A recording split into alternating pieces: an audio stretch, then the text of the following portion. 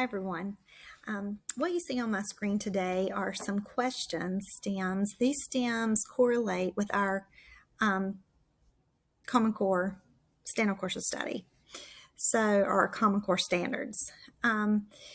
Each standard is listed over here to the side, and these are question stems that those who make the end of grade test use to create our questions for our end of grade test. So what we're going to do today is we're going to keep in mind the guided questioning sheet that I gave you and that we've talked about for the past week. And we are going to use a story. It's called The Loch Ness Monster. And we are going to try to create some questions that we can use to read for purpose. So let's take a look at our passage just for a second, looking for the Loch Ness Monster. Okay, so when we approach this informational text, we want to notice that it's by Stuart Cladburn.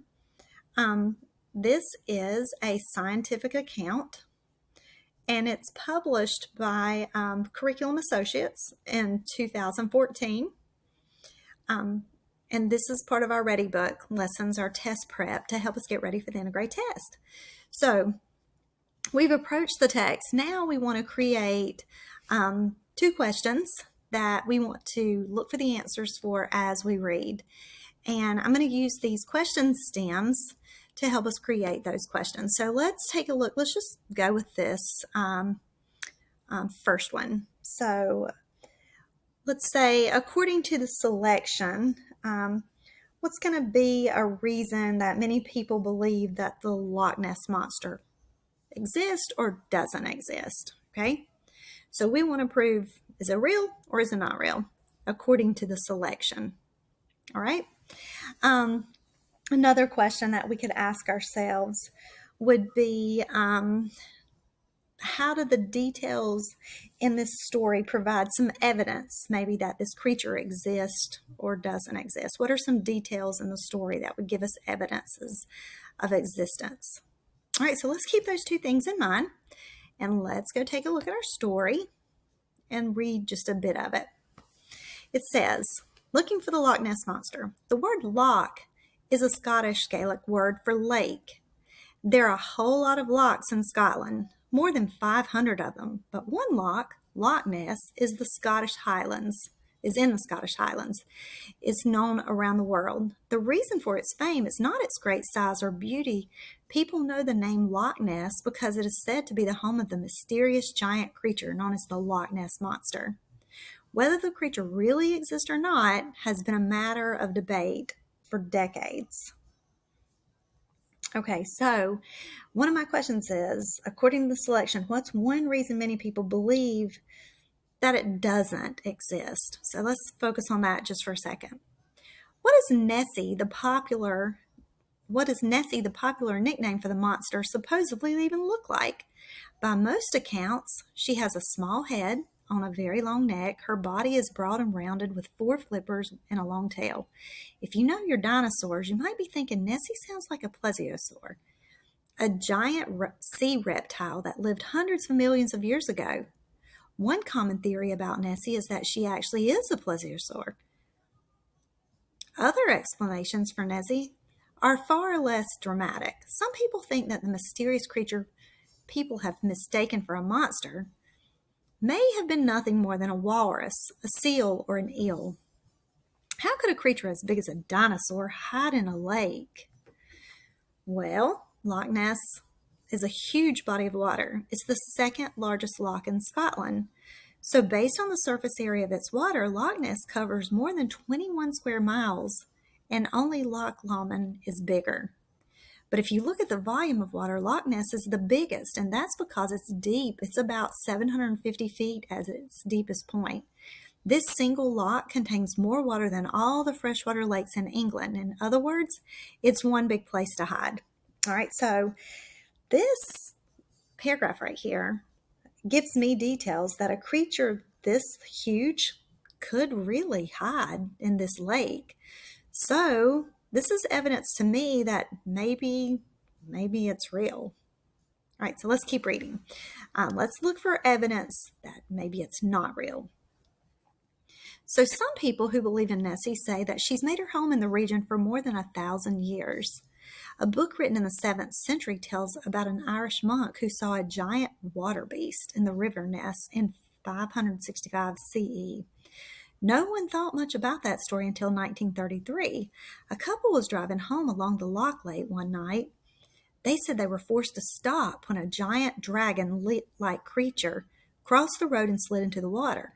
Their story appeared in newspapers. Soon many people claimed to have seen this monster. The following year, in 1934, a doctor from England took a photo that became famous worldwide. The poorly lit, grainy photo shows what looks like the head and long neck of a dinosaur-like creature rising from the water. The photo served as proof of the monster until 60 years later, when it was revealed that it was a fake. So the question that I came up with was, according to this selection, what's one reason that many people believe that it doesn't exist? Well, the fact that they claimed they had this picture and then it was fake could be one reason to make people doubt. Let's keep reading and see if we find any stronger evidence. Since the 1930s, dozens of serious scientific searches have been undertaken to find the Loch Ness Monster. One early effort involved placing scouts with cameras and binoculars around the loch for a 5-week period. Later, searches relied on the use of sonar. This method involves bouncing sound waves through the deep waters of the loch to detect moving objects. In 2003, the famous British Broadcasting Corporation sponsored one of the most thorough searches ever. Okay, so this language is a famous British Broadcasting Corporation. It's 2003, so this is a little more, this evidence is a little more recent. And it says that they sponsored one of the most thorough searches ever. So this is creating some thoughts in my head that this is probably pretty legit, whatever they find out. So in 2003, this famous British Broadcasting Corporation sponsored one of the most thorough searches ever. Scientists used 600 sonar beams and satellite tracking. What did they find? Nothing of note, really. They concluded that Nessie was a myth. All right, so that's enough evidence for me to convince me that it's probably not real. The evidence here that they had a photo turned out to be fake news. So I'm going to go with this Loch Ness Monster's probably not real. After so many attempts, you have to wonder why people keep looking for the Loch Ness Monster. It may just be that there's something exciting about the idea of mysterious creatures living so close to us, always just out of view. There's a word for these creatures that may or may not be real: cryptids. It comes from a Greek word meaning to hide. The Loch Ness Monster is one of many cryptids that have captured the public imagination. Others include Bigfoot in North America and the abominable snowman in the Himalaya mountains.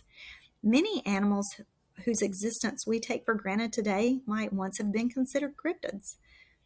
Komodo dragons and giant squids were once thought to be tall tales. Until 1902, people regarded stories of giant ape men living in Africa as just a myth.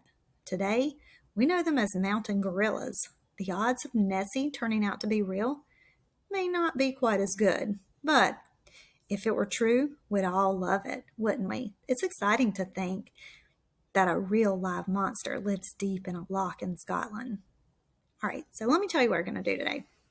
So what we just did is we created 2 questions using our guided reading questions in order to read for purpose. And our purpose was to find out what are evidences that this monster is real and what are evidences that this monster could actually live in this lake, or that it's not real at all. And so I think we answered both of our questions.